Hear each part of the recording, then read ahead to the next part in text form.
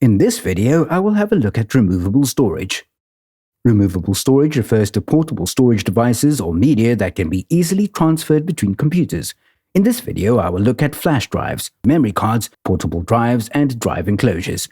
Since the storage is removable, it can be moved between computers easily without having to shut down the computer or open the computer case. A flash drive uses flash memory to store data. It's also known as a USB, thumb, pen, or jump drive. The data is saved in a proprietary format on the flash memory and accessed via a USB controller. With older USB flash drives, this is more noticeable, where there are clearly flash chips and a controller chip, such as in this example. The flash chip is the larger chip at the top and the controller chip is the smaller chip. Nowadays, you may find the physical content of a USB flash drive are tiny, so you won't be able to see the different chips and they could even be combined together. Modern USB flash drives with their compact circuitry no longer rely on plastic casings for electronic protection. Instead, these casings make the drives easier to handle and use. When using a flash drive, it's generally best to format it with exFAT or FAT. FAT is an older standard and has better support on older devices. exFAT was released in 2006, and in 2019, Microsoft made exFAT an open standard. Alternative operating systems such as Apple and Linux support exFAT. Modern devices like TVs should also support exFAT. Personally, I would use exFAT first, and then if you have problems, try FAT.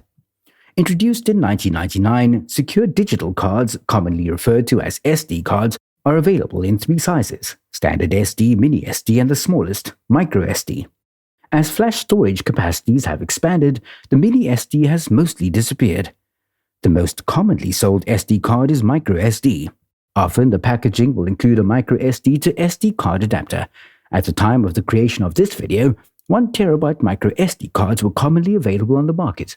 With micro SD being able to have such a large capacity, it's evident why manufacturers are leaning more towards producing micro SDs and including adapters. This approach broadens their compatibility across devices, while also meaning they no longer have to make 2 different products.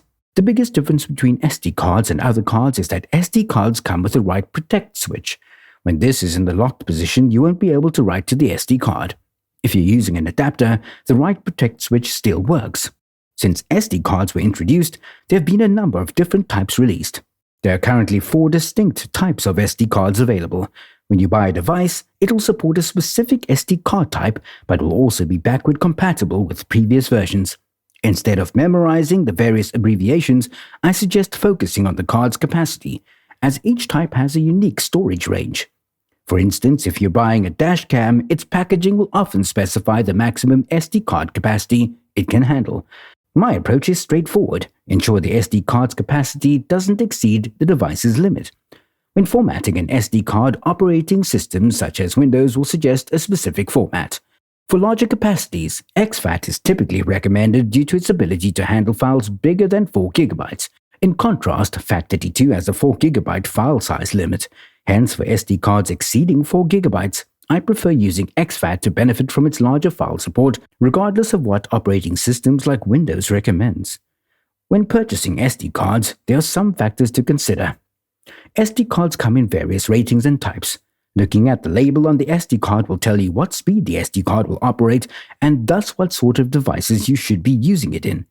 The amount of information can seem overwhelming at first, but I think it helps to understand that there have been many different standards used as SD cards evolved.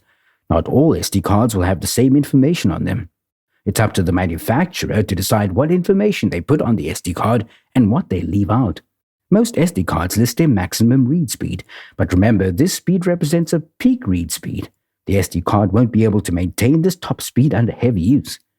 Every SD card displays its storage capacity. The example SD cards shown both hold 128 GB. While our primary focus is on the standard SD card, note that micro SD cards also display similar information. The SD card may have a logo signifying its type. In this example, the SD card uses the SDXC standard. Your device may state that it requires an SD card of a particular type. If you can't see the type, as I said previously, just use the capacity to determine which SD cards it will use. If your device does not mention the standard it uses, it will generally list within the specifications the largest SD card it can use.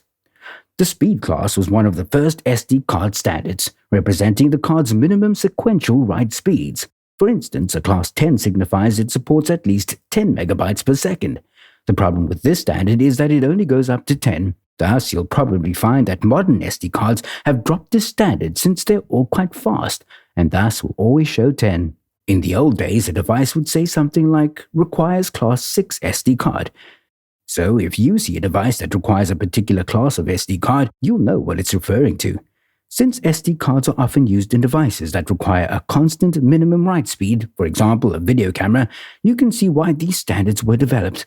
Using the standard, you can be assured that if you purchase an SD card that meets the standard for a device like a video camera, you won't experience problems such as lost frames because the SD card could not keep up with the write speeds required.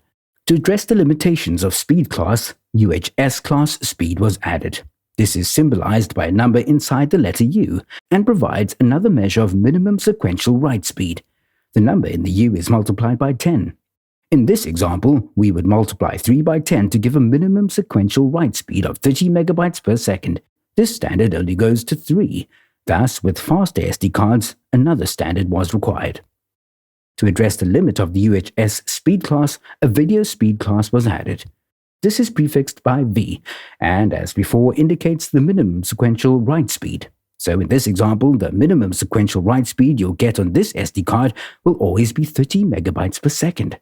This current standard only goes up to 90, and thus if SD cards keep increasing in speed, it will have the same long-term problems as the original speed class. That is, all SD cards will have a video speed class of V90. The SD card may also include the bus interface speed. This is the speed of the bus to SD card interface. Essentially, this is the maximum speed the SD card could theoretically operate at. In reality, the SD card most likely operates at a lower speed than the bus interface. Micro SD cards may also include an A followed by a number for the application class. Currently, these are the A1 and A2 application classes. Both guarantee a minimum sequential write speed, but A2 has a higher random read and write speed than A1. If you're using the SD card for running applications or heavy workloads, you may want to consider an A2 SD card over an A1. Compact Flash or CF emerged in 1994, superseding earlier flash storage technologies. While CF cards are bulkier than their modern counterparts, their size lends itself to enhanced durability. Over time, however, the smaller, rapidly improving SD cards captured a significant portion of the market previously dominated by CF. Despite this, CF cards are used by some devices, especially in high-end applications where data integrity and speed are paramount, such as professional film equipment. Often, professionals in such fields prefer CF due to its proven performance and resilience. CF uses a 50-pin connector rather than a 9-pin connector. This generally makes it faster than SD cards. However, it depends on which cards you purchase. The markings on CF cards are mostly the same. You'll generally have information on how much storage the CF card has. The Compact Flash CF card might display a number followed by an X. Although by today's standards, this is a somewhat outdated method used for comparing its speed relative to the minimum speed of a CD-ROM, specifically when playing audio from a music CD. Similar to SD cards, this older speed indication standard is increasingly being replaced by newer standards on CF cards. Maximum read speed provides an upper limit for data transfer rates. However, note that this represents a peak speed and is one which can't be maintained indefinitely. UDMA or Ultra Direct Memory Access indicates the bus speed for data transfer between the device and the CF card. For instance, UDMA 7 equates to 167 megabytes per second. However, this only states the bus speed, not the inherent speed of the flash memory.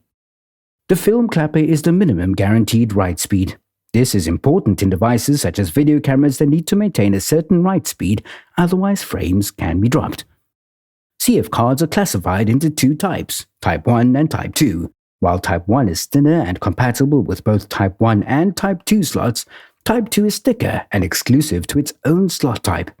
As storage capacities grew, Type 1 became more prevalent, with many devices discontinuing Type 2 support. When investing in CF cards, it's essential to ensure they meet or surpass the specifications required by your equipment. Portable devices are storage devices designed to be easily moved between different computers and thus are designed to be plug and play. They generally hold a lot more data than USB sticks or flash cards that we looked at previously at lower price points. Older portable devices always use hard disk drives, but we're seeing more portable drives using solid-state drives or SSDs. Technically, any kind of storage could be used, however, generally, portable drives use either hard disks or solid-state drives. Flash memory does not tend to get used because if you're going to do that, you may as well utilize a USB stick. Hard disks are slower, less durable but cheaper. Solid-state drives are faster, more durable, but also more expensive. Some models require an external power source because the USB port's power output is insufficient for those models. Typically, devices with larger hard disks need this additional power due to the energy demands of maintaining rotation of a bigger platter. While portable drives are larger and weigh more than compact storage solutions like USB flash drives and memory cards, they boast superior storage capacity. Their size remains manageable for travel or as a go-to offline backup option. Drive enclosures are not part of the A+ syllabus, but they are referenced in the official training, so I'll touch upon them briefly. Drive enclosures are essentially protective casings designed to hold storage devices and provide an interface to access the storage. This allows normal fixed internal storage to be converted into portable storage. The storage inside the enclosure can easily be swapped out. Some people will use drive enclosures for backups. This has become less common because there's so many portable USB storage devices on the market nowadays. If you have any unused storage devices, using them with a drive enclosure can be a cheaper option than purchasing a USB storage device. Although there are some very basic and cheap drive enclosures on the market, you can also get more expensive ones with a lot more features. For example, extra features like networking. These devices are often called Network Attached Storage or NAS. Drive enclosures support different interfaces, not just USB. For example, there are ones that support Thunderbolt and eSATA. So before you purchase something, check what interface it supports and if it will meet your needs or not. That concludes this video from IT Free Trading on removable storage. I hope you found this video informative. Until the next video from us, I'd like to thank you for watching.